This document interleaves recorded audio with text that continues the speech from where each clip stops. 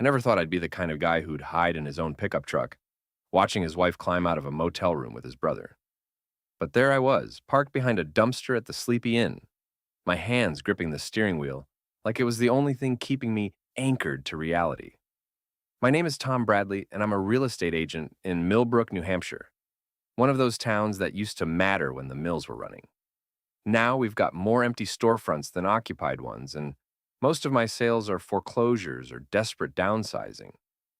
At 50, I figured I'd seen enough of life's ugly surprises. I was wrong. The whole thing started 3 weeks ago when Mara, my wife of 22 years, suddenly developed an interest in girls' nights out. Mara works at Kitchen Dreams, selling overpriced countertops to people who think granite makes them sophisticated. She'd been staying late, working weekends, taking mysterious phone calls that ended the moment I walked into the room. "Just work stuff, honey," she'd say, flashing that smile that used to make my knees weak. Now it just made me suspicious. The final piece clicked yesterday when I found a receipt in her purse. Gas station, 20 miles east. We don't have family out that way, no friends, no reason for Mara to be there. Unless you count the Sleepy Inn, which sits right off exit 12 like a neon-lit confession booth. So here I am, watching my wife of 2 decades smooth down her skirt while my brother Lyle adjusts his belt buckle. They're laughing about something, probably me. Lyle owns Bradley Motors, the only decent car dealership in 3 towns. He's always been the successful Bradley brother, the one with the charm and the easy smile and the ability to sell ice to penguins. Apparently, he can sell himself to my wife, too. I should feel rage, I suppose. Betrayal. The crushing weight of 22 years turning to ash. Instead, I feel something colder, more calculating. Maybe it's all those years of failed boxing matches in my 20s, learning to take hits and keep thinking. Maybe it's the real estate business, where you learn that everyone's got an angle, and the smart money is always on the guy who sees it coming. They're walking to separate cars now. Mara gets into her Honda, the one I co-signed for, the one that's registered in both our names. Lyle climbs into his Corvette, the cherry red symbol of his success, that he parks in front of the dealership like a peacock spreading its tail. I wait until they're gone, then drive to Mickey's Towing. Mickey owes me a favor from when I helped him buy his house. More importantly, Mickey doesn't ask questions when you need a car moved in the middle of the night. "Tom, what brings you by?" Mickey's working late in his garage, grease up to his elbows. "Need a favor, Mickey. My wife's car needs to be towed. Tonight." He wipes his hands on a rag, studying my face. Mickey's been around long enough to recognize the look of a man with a plan. "Where to?" "Impound lot behind the courthouse." "And Mickey?"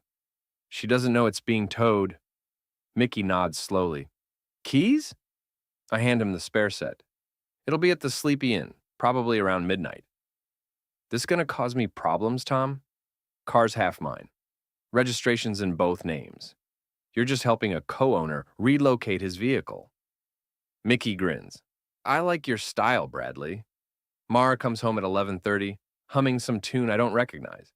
She's showered. I can smell the motel soap, different from our usual brand. Her hair's still damp around the edges. "How was girls' night?" I ask from my recliner, not looking up from the television. "Oh, Jennifer's going through another crisis with her husband. We just talked and talked." She kicks off her heels, the ones she bought last month. "For work," she said. "Jennifer's got problems, all right," I agree. Must be hard having a friend in such a difficult marriage. Mara pauses at the bottom of the stairs. "What's that supposed to mean?" "Nothing, honey, just agreeing with you." She studies me for a moment, then heads upstairs. I listen to her moving around in the bedroom, probably hiding whatever evidence needs hiding. The shower runs again. She's thorough, I'll give her that. My phone buzzes at 12:47 a.m. Mickey, right on schedule. "Package delivered," he texts. I sleep better than I have in weeks. The next morning, Mara's in full panic mode by 7 a.m. "Tom! Tom, my car's gone! Someone stole my car!" I stumble downstairs in my robe, playing the concerned husband. "What? Are you sure?" "It's not in the driveway. It's not on the street. Someone took my Honda." "Did you check? Wait, where did you park it last night?" The question hangs in the air like smoke. Mara's face goes through several expressions before settling on careful confusion. At Jennifer's house. We had girls' night, remember? Right, Jennifer's. Maybe you should call her, see if it's still there. Mara's hands are shaking as she dials. I can hear Jennifer's sleepy voice through the phone. Jennifer, it's Mara. Is my car still in your driveway? No, I know you weren't expecting me. I meant from last night when we... Oh, oh, okay, thanks. She hangs up and I can see the wheels turning. Jennifer wasn't expecting her because there was no girls' night. Jennifer has no idea what she's talking about. Maybe you parked somewhere else? I suggest helpfully. I must have. I'm just confused. Let me retrace my steps. Good idea. Where exactly did you go last night? Another pause. Longer this time. I need to make some calls, she says finally. I pour myself coffee and watch her pace the kitchen, phone pressed to her ear. She's calling Lyle, I can tell by the way she's whispering. I can't hear the words, but I can imagine the conversation. The car's gone. What do you mean gone? Someone took it from the motel. How's that possible? I don't know, but Tom's asking questions. 20 minutes later, Lyle's truck pulls into our driveway. He doesn't usually visit on Saturday mornings. Actually, he doesn't usually visit at all unless it's a holiday, and Mom's making him. Hey, Tom, he says, all casual concern. Mara called, said someone took her car. Strangest thing, I agree. Right from Jennifer's driveway, apparently. Lyle glances at Mara. She gives him a look that could cut glass. Well, these things happen. Probably just kids joyriding. It'll turn up. Hope so. Though I should mention, I got a call from the courthouse impound lot this morning. They've got a Honda that matches Mara's description. The silence in my kitchen is so complete, I can hear the refrigerator humming. Impound lot? Mara's voice comes out as a squeak. Yeah, weird coincidence. They said it was parked illegally somewhere and got towed. Want me to drive you over there to check? Mara and Lyle exchange another look. This one's pure panic. I'll call them first, Mara says. Make sure it's actually mine before we waste a trip. Smart thinking, though you'll need to explain where you were parked illegally. For the paperwork, you know. I sip my coffee and watch my wife and brother squirm like fish on a dock. It's more satisfying than I expected. The next few days are a masterclass in watching guilty people try to act normal. Mara jumps every time the phone rings. Lyle stops by the house twice more, ostensibly to check on the car situation, but really to have whispered conferences with my wife in our kitchen. I play the supportive husband perfectly. Concerned, but not suspicious. Helpful, but not pushy. Meanwhile, I'm doing what 25 years in real estate taught me to do. Research. Mara thinks she's been careful, but careful is relative when you're married to someone who makes a living digging through people's financial records.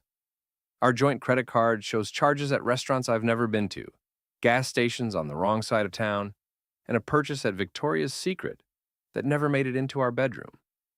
More interesting is what I find when I access our phone records online. Mara's been texting someone a lot. The number belongs to a prepaid phone, untraceable unless you know where to look. Lucky for me, I know exactly where to look. I call my nephew Danny, who works in IT for the phone company. Family connections are useful things. Uncle Tom, what's up? Need a small favor, Danny. Nothing illegal. Just curious about who owns a number that's been calling the house. I can't give you personal information, but I might be able to tell you where the phone was purchased. That'd be helpful. 20 minutes later, Danny calls back. Walmart on Route 9. Purchased with cash 3 months ago. That's all I can tell you. 3 months ago. Right around the time Mara started working late, and Lyle began his sudden interest in family dinners. I drive to Walmart and have a chat with Monica, the manager. Monica bought her house through me 2 years ago, and she remembers favors. I need to see your security footage from 3 months back, I tell her. Someone's been harassing my family with a phone bought here. That's a long time ago, Tom. Most of that footage gets recycled. Just the register area, around the electronics counter. Monica sighs, but she takes me to the security office. We spend an hour fast-forwarding through grainy footage until I see what I'm looking for. Lyle Bradley, clear as day, purchasing a prepaid phone with cash. You find what you needed? Monica asks. More than I needed. Thanks, Monica. That evening, I'm waiting in my recliner when Mara comes home from work. She's been staying late again, or at least that's what she tells me. How was your day, honey? Long. Mrs. Patterson wants to change her entire kitchen design again. Third time this month. That's frustrating. By the way, I've been thinking about the car situation. Mara freezes in the doorway. What about it? Well, it's been a week since we got it back from impound. You never did explain how it ended up parked illegally behind that motel. I told you. I must have gotten confused about where I parked. At the Sleepy Inn? That's 20 miles from Jennifer's house? I I stopped for gas. Must have parked wrong. The gas station receipt in your purse was from Tuesday. Your car got towed on Friday. Mara's face goes through several colors before settling on pale. I don't remember every time I buy gas, Tom. No, I suppose you don't. Memory's a funny thing. Like how I remember Lyle buying a prepaid phone 3 months ago, but he's never mentioned having one. The silence stretches between us like a tightrope. Mara's holding her purse so tight her knuckles are white. I don't know what you're implying, she says finally. I'm not implying anything, just making observations. Like how your phone records show about 200 texts to that prepaid number, or how our credit card has charges at restaurants you claim never to have visited. Mara sits down heavily on the couch. For a moment, I think she might confess. Instead, she goes on the attack. Are you spying on me, Tom? Going through my things, checking my phone records? Just trying to understand why my wife's car keeps ending up at motels 20 miles from where she claims to be. You're paranoid and controlling. Maybe if you paid more attention to our marriage instead of your failing real estate business, we wouldn't have these problems. It's a good strategy. Turn the tables, make me the bad guy. Unfortunately for Mara, I've been expecting it. You're right, I say calmly. I haven't been paying enough attention, but I'm paying attention now. The next morning, I get a call I wasn't expecting. Gina Bradley, Lyle's wife of 15 years, wants to meet for coffee. Gina and I have never been particularly close. She's always struck me as too good for this family, with her master's degree and her job at the bank and her general air of having settled for less than she deserved. Tom, I hope I'm not bothering you, but I was wondering if we could talk. Sure, Gina. Everything okay? Could we meet somewhere? Maybe that diner on Main Street? When? How about now? I find Gina in a corner booth, stirring her coffee like she's trying to dissolve the spoon. She's dressed for work, but looks like she hasn't slept in days. Thanks for coming, she says without preamble. I need to ask you something, and I need you to be honest with me. Okay. Is Mara having an affair with my husband? The question hangs between us like a loaded weapon. I could deny it, play dumb, protect my brother and my marriage. Instead, I decide to trust my instincts about Gina Bradley. Yes. She nods like she was expecting the answer. How long have you known? About 2 weeks.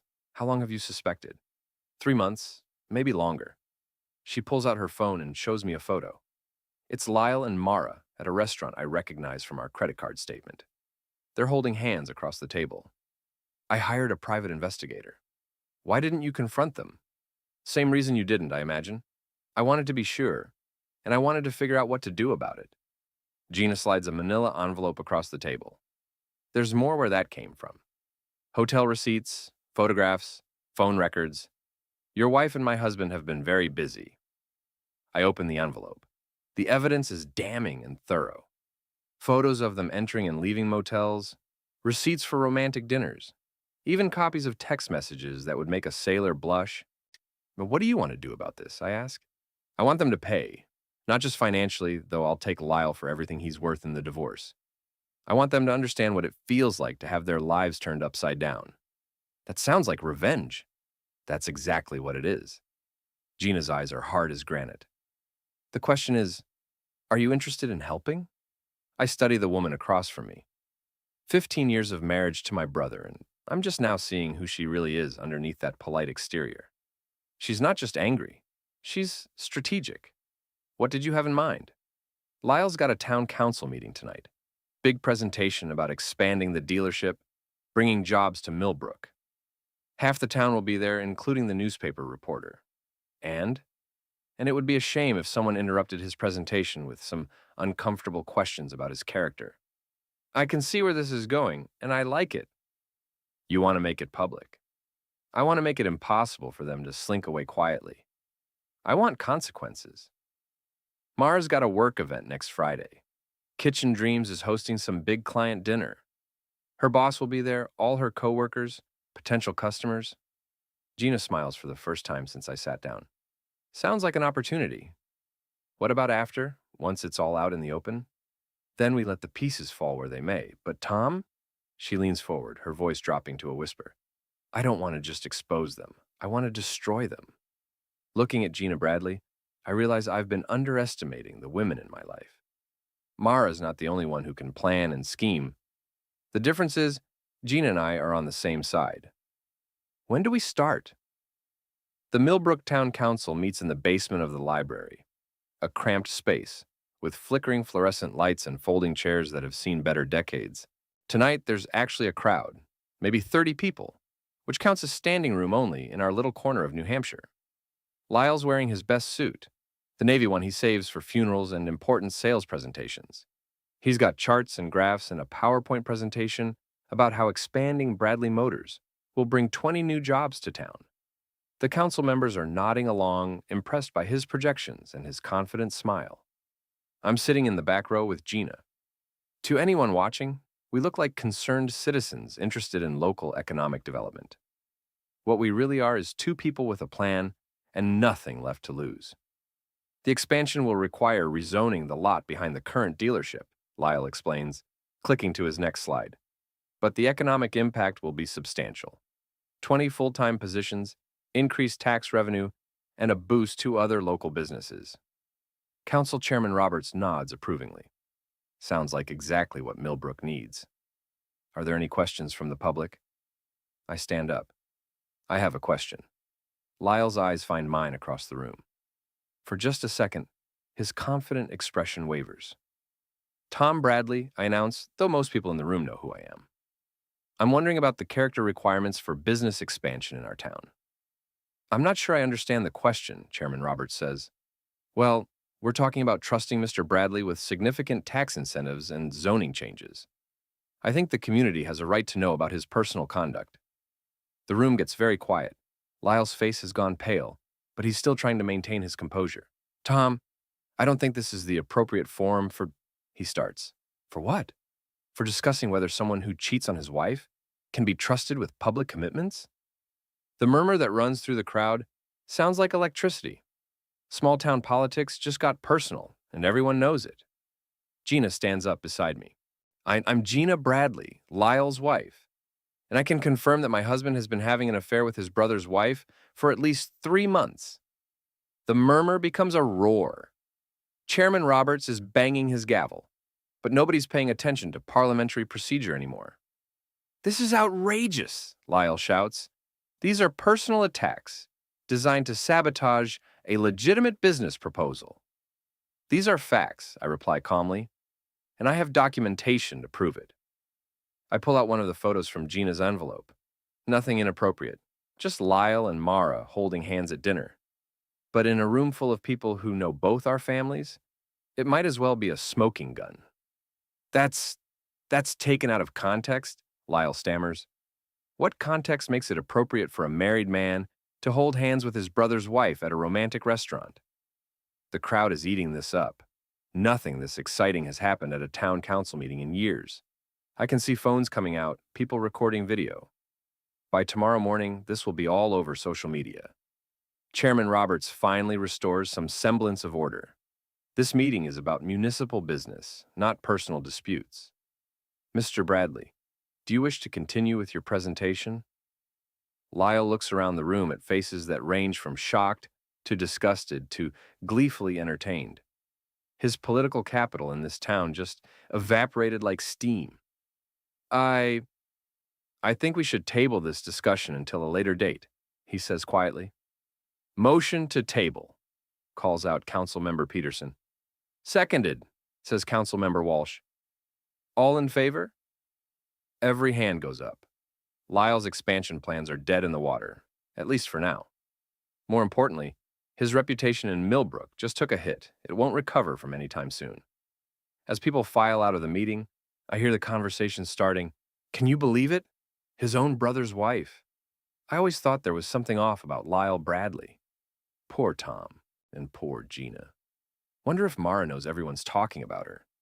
Gina and I walk out together, leaving Lyle to pack up his presentation materials alone. How does it feel? She asks. Like the first round of a fight I intend to win. Good, because we're just getting started. Mara comes home from the town council meeting looking like she's seen a ghost. Word travels fast in a town the size of Millbrook, and someone obviously filled her in on the evening's entertainment. Tom, we need to talk. Sure, how was your evening? Don't play games with me. I know what you did at the council meeting. I look up from the television, all innocent confusion. What I did? I asked a question at a public forum. That's called civic engagement. You humiliated Lyle and me. I told the truth. If that's humiliating, maybe you should think about why. Mara sits down across from me, and for a moment, she looks like the woman I married 22 years ago. Young, uncertain, maybe even sorry. Tom, I know how this looks, but it's not what you think. What do I think, Mara? That Lyle and that we're having an affair. Are you?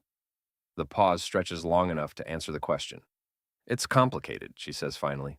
No, it's really not. Either you're sleeping with my brother or you're not. Either you're lying to me or you're not. Either our marriage means something to you or it doesn't. Of course our marriage means something to me. Then end it. Tonight. Call Lyle and tell him it's over. Delete his number, quit the late nights, come home to your husband. Another pause. This one tells me everything I need to know. I can't, she whispers. Can't or won't. I love him, Tom. There it is. 22 years of marriage, and my wife loves my brother. Not me. Him. Thank you for being honest, I say quietly. And what happens now? Now you get to live with the consequences of your choices. The Kitchen Dreams client event is held at the Millbrook Country Club, which is really just an old Victorian house with a dining room that seats 40 people. Mara's been planning this dinner for months. Potential clients, current customers, her boss and coworkers, all gathered to see the latest in kitchen design trends. I'm not invited, of course. Spouses rarely are at these work functions.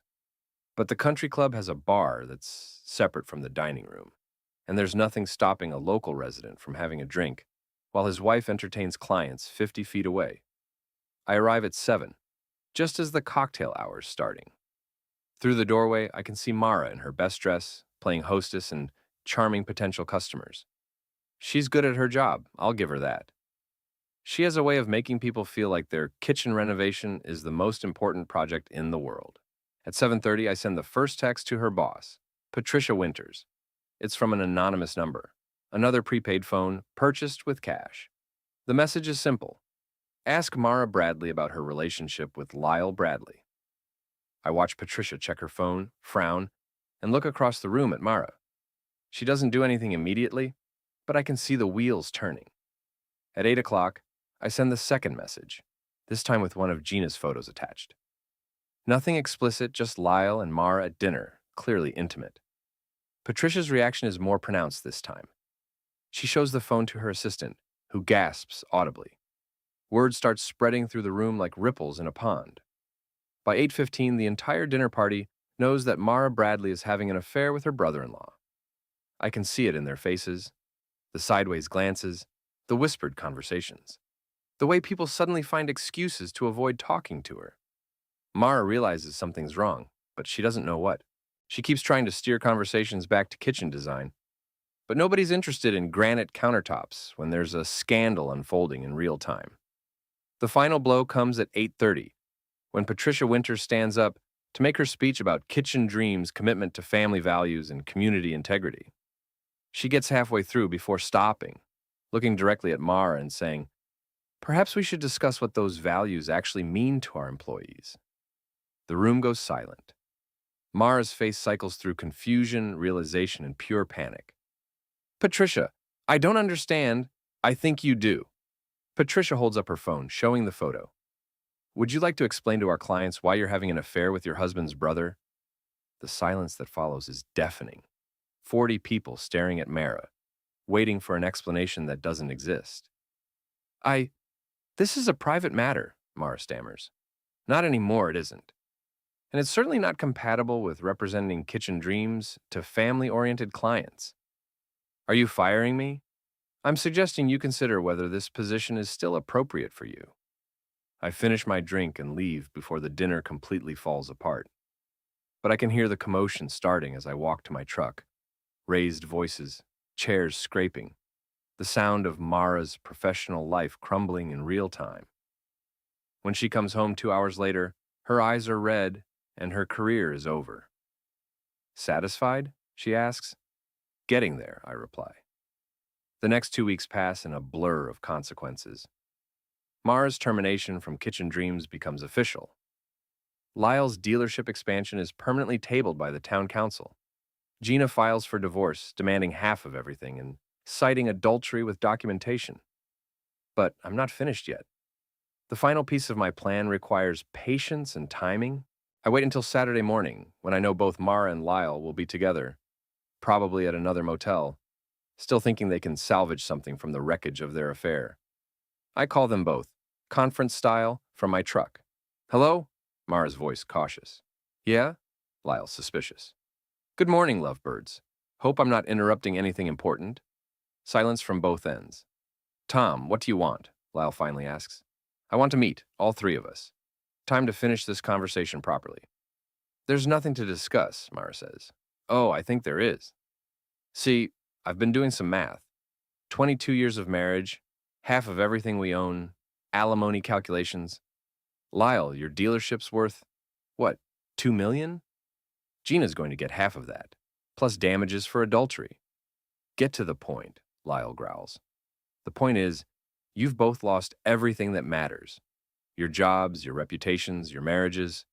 But you still have each other, right? True love conquers all? Another silence. Meet me at the old boxing gym on Elm Street. 1 hour, both of you. Why would we do that? Mara asks. Because if you don't, I'll make sure every detail of your affair becomes public record. Every photo, every text message, every hotel receipt. I'll put it all online, send it to every newspaper in the state.